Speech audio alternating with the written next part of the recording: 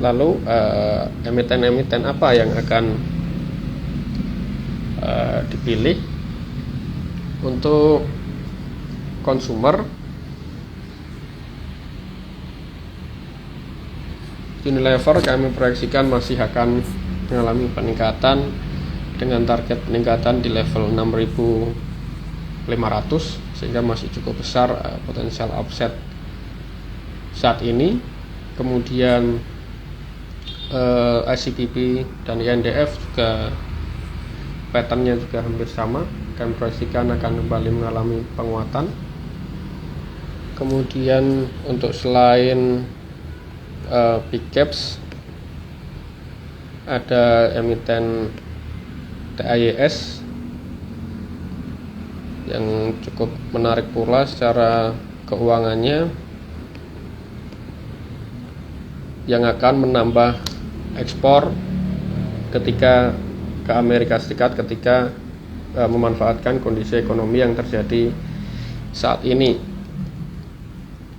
Kemudian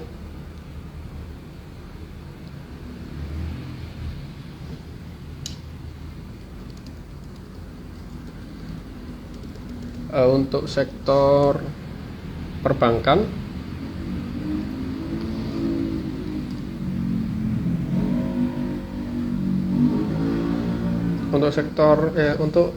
selain perbankan, apakah ada sektor yang bagus? Seperti katalis yang baru saja kami sampaikan, sektor konstruksi, kemudian konsumer bisa menjadi opsi selain sektor perbankan di tengah kondisi yang terjadi saat ini. Itu pertanyaan dari Mbak Mei. Kemudian untuk sektor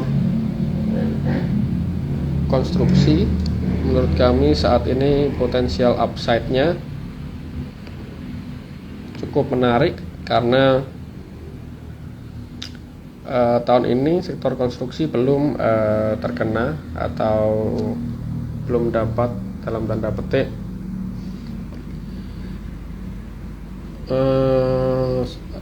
rotasi sektor. Konstruksi kami menyarankan masih mengamati 4 BUMN karya seperti ADI, PTPP, Wika, dan Waskita. Secara performa tahunan kami melihat PTPP cenderung stabil atau unggul dibanding 3 emiten BUMN karya lainnya. ROA dan ROI PTPP pada tahun lalu berkisar 2,48 hingga 2,87% dan menjadi yang tertinggi di sektornya. Kemudian disusul oleh Adikarya di level 0,99% hingga hingga level 4%. Kemudian Wika rasio profitabilitasnya di level 0,88% hingga 2,91%. Dan Waskita menjadi salah satu emiten yang mencatatkan net loss seperti itu pada tahun lalu jika dibandingkan 3 emiten lainnya. Mencatatkan ROE-nya di level minus 16,53%, kemudian ROA-nya minus 1,07% dan ROI minus 1,74%. Operating margin dan net profit margin kembali dikuasai oleh PTPP di peringkat pertama, kemudian ADI, Wika, dan Waskita kembali mencatatkan net loss. Loss profit margin Waskita pada tahun lalu sebesar 8,97%. Dan dari sisi utangnya atau DER-nya, PTPP menjadi yang terendah sebesar 199%, kemudian disusul ADI 203%, Wika 249%, dan Waskita yang utangnya cukup tinggi di level 552%. Menariknya, secara valuasi BUMN karya ini masih sangat menarik, terutama untuk ADI, PTPP, Wika yang kondisi keuangannya sangat positif. PBV-nya diperdagangkan di bawah 1 kali, PBV ADI sebesar 0,5 kali, kemudian PTPP sebesar 0,6 kali, dan Wika sebesar 0,7 kali. Sementara waskita di level 1,4 kali. Kemudian ada salah satu emiten yang dari sektor konstruksi yang menarik dan mencuri perhatian kami setelah di IPO,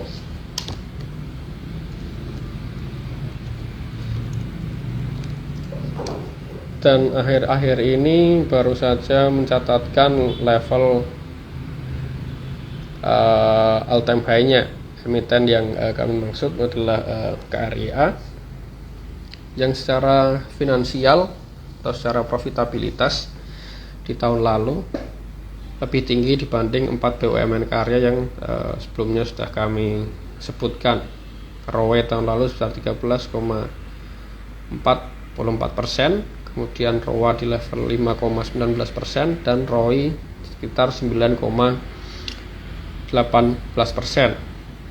Kemudian operating marginnya sebesar 7,63% dan net profit margin sebesar 5,52%. Dari sisi hutang, debt to equity ratio juga menjadi yang paling rendah jika dibandingkan dengan 4 BUMN karya lainnya di level 137%. Sehingga tak salah memang jika pada perdagangan kemarin KRIA sendiri mencatatkan level all-time high-nya hingga, atau bahkan tadi perdagangan tadi ke level 420, breakout level all-time high sebelumnya di level 384, karena memang performa keuangannya yang cukup solid. Kemudian ada pertanyaan lagi, untuk UNVR terjadi penarikan beberapa produk, masih terlihat bagus. Memang ada penarikan produk, namun menurut kami, bagi dari kami, tidak akan mengganggu atau menurunkan proyeksi penjualan dari Unilever. Jika kita lihat sendiri secara fundamental, Unilever cukup solid, dan secara teknikalnya memang sangat menarik. Breakout dari bullish flag-nya setelah sekian lama mengalami konsolidasi, sehingga 6.500 atau idealnya di 6.300 menurut kami akan tercapai di akhir tahun ini atau di awal tahun depan.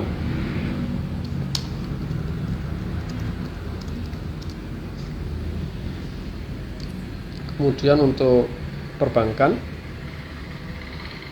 saran dari kami untuk misalkan mau investasi di 4 big caps, bisa selalu melakukan buy on weakness saja, karena mengurangi risiko untuk nyangkut atau membeli di pucuk. Karena selain melihat proyeksi, tentunya kita harus selalu memperhatikan risk dan manajemen yang digunakan, terutama di krisis ini. Kita juga harus tetap menyediakan proporsi no cash sebagai preventif atau jaga-jaga, misalkan resesi itu benar-benar terjadi dan crash seperti tahun 2020 atau di Maret 2020, seperti itu akan kembali terjadi. Ketika jelek-jeleknya kalau itu terjadi, kita masih punya cadangan cash, karena menurut kami resesi merupakan atau bukan suatu hal untuk ditakutkan. Malah kita harus berpikir sebaliknya, ketika resesi atau ketika krisis terjadi atau ketika market crash terjadi, itu merupakan suatu peluang bagi kita untuk membeli saham-saham bervalue dan berfundamental bagus dengan harga yang murah. Karena ketika di pasar atau kondisi market seperti biasa, hal itu sangat sulit ditemukan untuk melihat atau membeli saham bagus dengan harga yang murah. Contohnya saja di tahun 2020 big cap seperti perbankan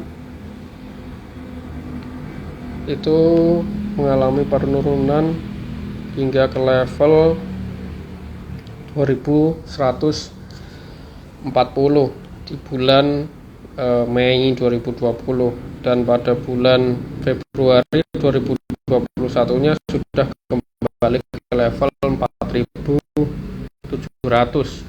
Pada saat itu kita bisa jual 100% dari saham BPI, dan kondisi ini sedang ditemukan di kondisi market biar atau tidak saat krisis. Kemudian emiten konstruksi juga sama, bahkan hampir 3 kali lipat jika dihitung dari crash atau harga bulan Maret 2020 hingga Desember 2020. Padahal secara logika atau secara fundamental, story atau katalis positif dari emiten-emiten konstruksi ini tidak ada, karena saat itu lockdown dan project-project pun depending seperti itu, otomatis pemasukan dan lain-lain juga terhambat. Namun emiten-emiten konstruksi seperti ADI, Wika, PSKT terdiskon cukup signifikan, dan kenaikannya di akhir tahun hingga 300%. Jadi pesan kami, jangan takut ketika resesi atau bahkan crash terjadi. Selalu disiplin risk dan money management, siapkan cash, karena di saat-saat seperti itu, hanya di saat-saat seperti itu kita bisa mendapatkan saham bagus dengan harga murah dengan potensi kenaikan yang sangat besar.